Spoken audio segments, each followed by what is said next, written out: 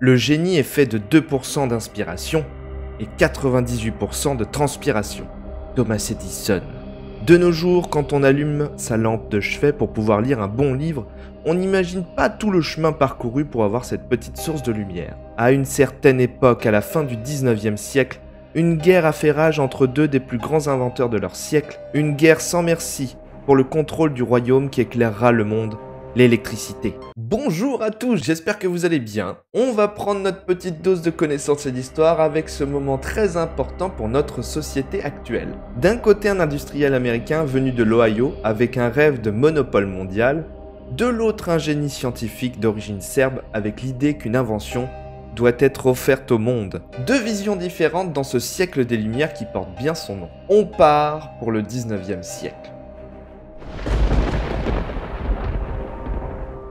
Bon nombre d'entre nous connaissent les noms de Thomas Edison et de Nikola Tesla. Nikola Tesla, quand on vous dit ça, la première chose qui nous vient en tête, c'est une gamme de voitures électriques gérée par Elon Musk. Et quand on vous parle de Thomas Edison, vous dites « Ah ouais, c'est le gars qui a inventé les ampoules électriques ». On va essayer de comprendre toute l'histoire, et on va commencer par les deux personnages, Thomas Edison et Nikola Tesla.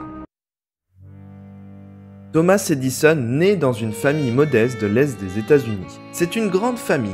Il a au total plus de 6 frères et sœurs. Edison enfant n'est pas comme les autres, c'est un enfant réservé, timide, qui reste vraiment dans son coin. À l'âge de 13 ans, le jeune Thomas contracte une maladie, la scarlatine. La scarlatine attaque son audition et il perd plus de 90% de son oreille gauche. À moitié sourd, l'adolescent se referme encore plus dans son petit cocon et plonge à cœur perdu dans la lecture. Il passe des heures et des heures à dévorer tous les livres qui lui passent sous la main. Livres sur l'architecture, la mécanique, la philosophie et j'en passe. Adulte, Edison a quelque chose de plus que les autres. Une rage de réussir. L'inventeur de génie sera prolifique au cours de sa vie. Il sera le papa de plus de 1000 inventions, telles que le phonographe, l'ancêtre du poste radio, une machine de comptage automatique des votes, un télégraphe à code Morse et bien évidemment l'ampoule électrique. C'est dans le petit patelin américain du nom de Menlo Park que Thomas Edison achète 2 parcelles de terrain pour installer son tout premier laboratoire de recherche.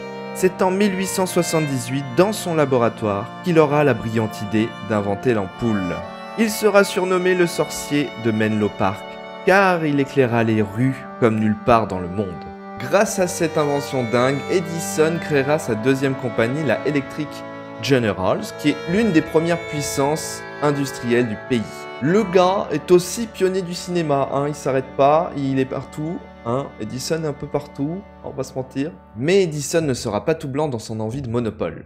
Il créera quelques scandales, même pour l'époque, comme de tester son courant électrique sur un éléphant vivant et de le filmer. Le film Electrocuting an Elephant est un court-métrage réalisé par Thomas Edison en personne. Je ne vous montrerai pas une image de ce film, je trouve ça horrible, vraiment. Un éléphant du nom de Tootsie avait, dans un mouvement de rage, on imagine maltraité par les hommes encore une fois, a tué 3 personnes dans un cirque. Le propriétaire de l'éléphant voulait le faire tuer car trop dangereux pour son business. Edison proposa, tout bonnement, de tester son courant électrique, de l'électrocuter et de filmer. Certains génies de notre histoire, malheureusement, ont fait des choses abjectes pour arriver à leur fin. Tesla naît en Croatie, un petit pays d'Europe en face de l'Italie. Dès sa naissance en 1856 en Croatie, une légende est née autour de lui disant qu'il serait né à minuit lors d'un orage. Lui aussi, petit génie dès sa tendre enfance. Combien de diplômes possède Tesla ? 0. Sur Tesla, on a moins d'informations sur sa jeunesse, donc on va passer aux inventions qu'il a faites. Il est l'inventeur de plus de 300 brevets, donc 125 inventions, qui seront pour beaucoup attribuées à tort à Thomas Edison. Il est le papa de la radio, des rayons X, du radar et du contrôle à distance d'automates, entre autres. Et bien sûr, c'est l'inventeur d'un certain courant alternatif, mais on y reviendra. Nikola Tesla se voyait plus comme un découvreur qu'un industriel. Pour lui, une invention devait être offerte au monde, pas en faire de l'argent. Lors de son début de carrière, Nikola Tesla travaille à Paris, dans la compagnie Edison, une branche de General Electric, l'entreprise de Thomas Edison. Il travaille plus que les autres et se fait remarquer par son intelligence et sa mémoire incroyable. En 1884, à 28 ans, il est repéré et est envoyé aux États-Unis, où il est immédiatement embauché par Edison en personne dans ses bureaux de Manhattan.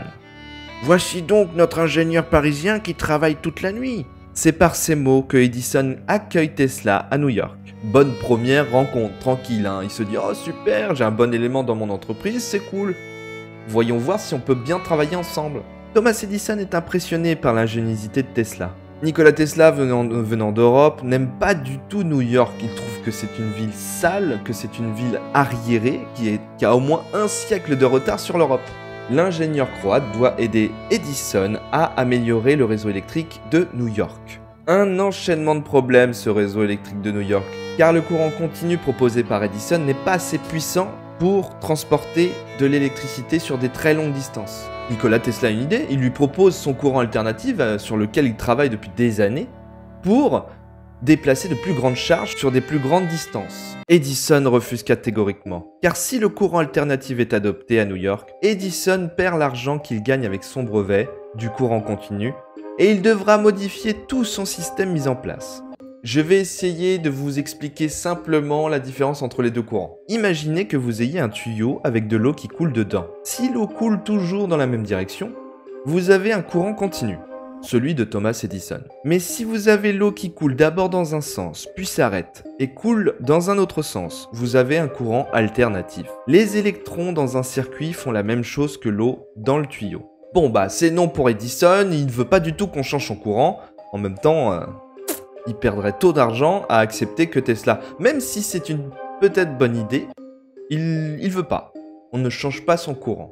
L'industriel américain propose une nouvelle mission à Tesla. Voilà, il lui propose d'améliorer les dynamos de la ville. Une dynamo, c'est un appareil qui transforme l'énergie mécanique en énergie électrique. Et il lui propose 50 000 $ s'il réussit à améliorer les dynamos dans un certain délai. Tesla est super chaud, il aime bien les défis. 50 000 $ pour l'époque, c'est super bien. Même 50 000 $ pour maintenant, c'est super bien. Donc, il s'y met de ce pas, jour et nuit, comme il sait faire. Il travaille comme un ouf. Il veut ses 50 000 $. Et en plus, s'il peut être dans les petits papiers d'Edison, c'est bien. Il travaille sans relâche pendant une longue période sur les dynamos, jour et nuit. Quand Tesla arrive devant Edison avec le travail fini dans les temps, il est super content. Il se dit génial. Edison va être content. Et en plus, je vais toucher 50 000 $. Donc, il lui demande « Hé, tu me dois 50 000 $? » Edison ne comprend pas. C'était pour lui une plaisanterie cet argent. Et est stupéfait que Tesla n'avait pas vu la blague. Est-ce que Edison, voyant cet Européen si ingénieux, peut-être même plus que lui, a créé en lui une sorte de jalousie? C'en est trop pour Tesla, c'est une insulte, il s'embrouille vraiment fort, très très fort.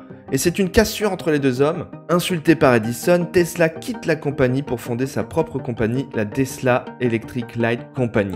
Une compagnie qui va faire du réseau alternatif. Et la guerre commence entre les deux hommes. Pendant cette guerre, qui va durer des années et des années, Edison va par exemple financer Harold P. Brown, l'inventeur de la chaise électrique, à utiliser le courant alternatif de Tesla pour prouver que c'est un courant dangereux. Thomas Edison fera une propagande très forte et très constante sur le public pour montrer que le courant alternatif est dangereux. Tesla, lui, va répondre sa haine contre son homologue américain.